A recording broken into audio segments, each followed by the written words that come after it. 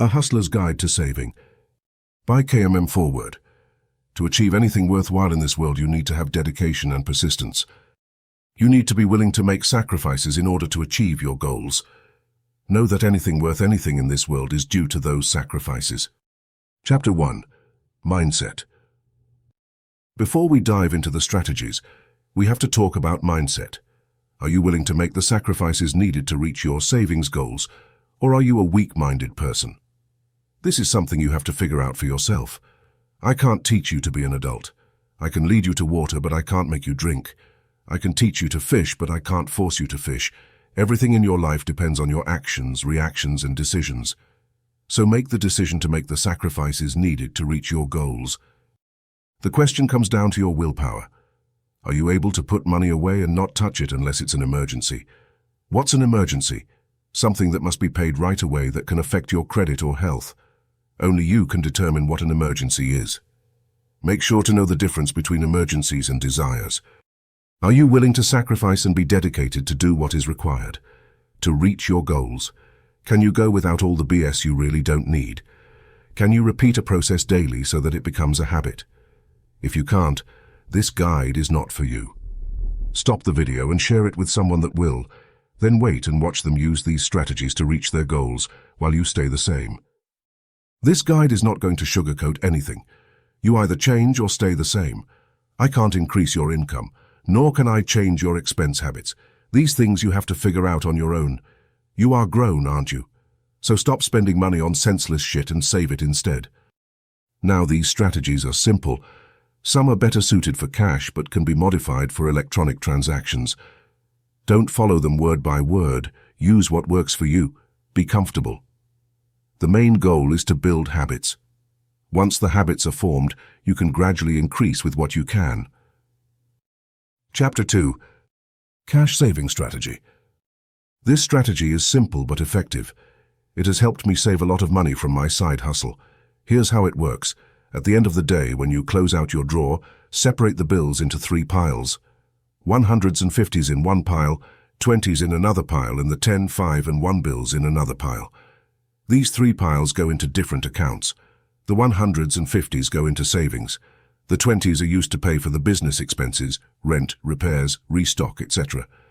And the 3rd pile is for your enjoyment. Only and only if you were able to pay for everything with your 20s pile. Seems simple, but it takes discipline. Deposit the 100s and 50s and spend, reinvest, or save the rest. Because essentially every penny counts. What do you do with your loose change? My advice, save that up as well.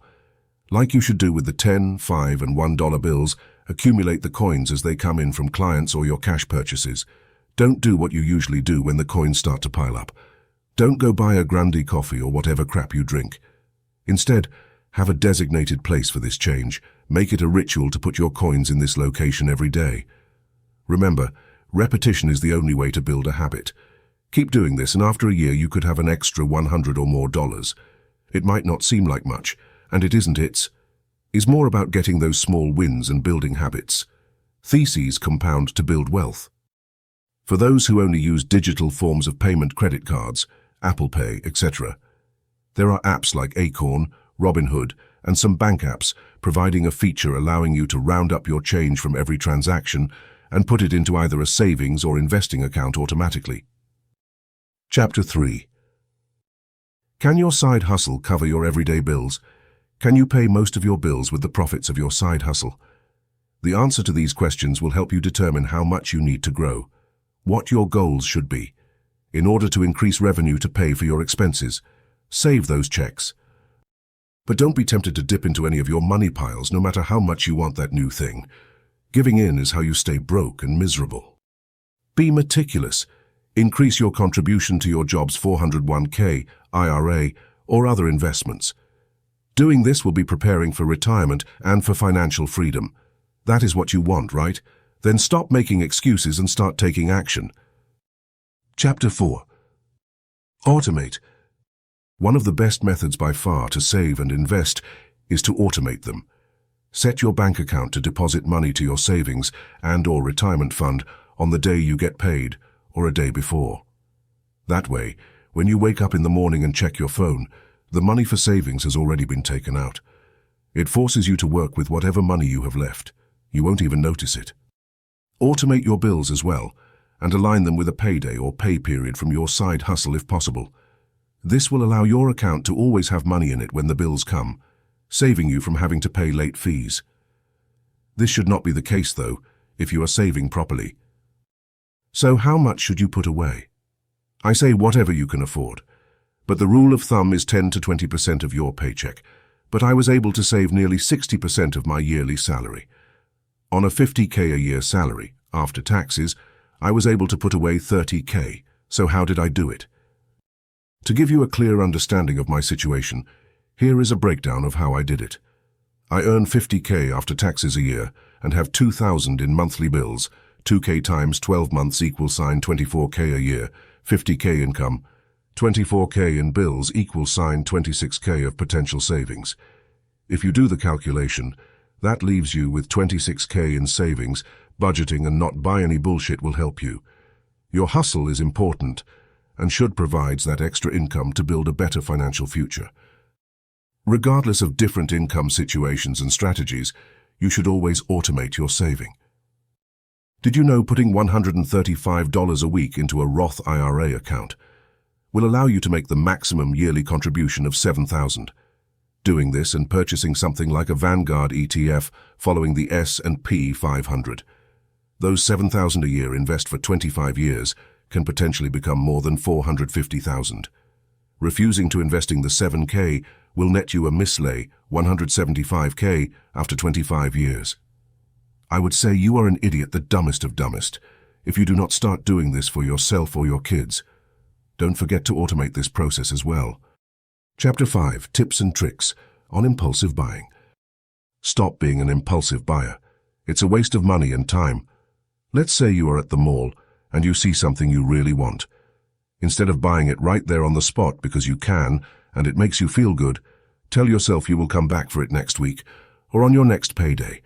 Then continue on with your day. If in a couple of days you are still thinking of this item, then maybe you can buy it. But in my experience, you will most likely forget about it. Or you will realize you don't need whatever caught your eye. I do the same thing with online shopping.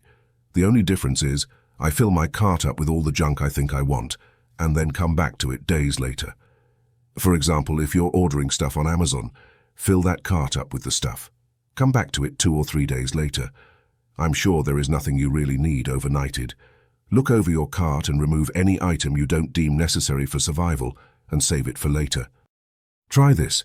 You will realize you don't need some of that stuff in your cart, or they can wait once you come back 2, 3, or 4 days later. Chapter 6, Tips and Tricks.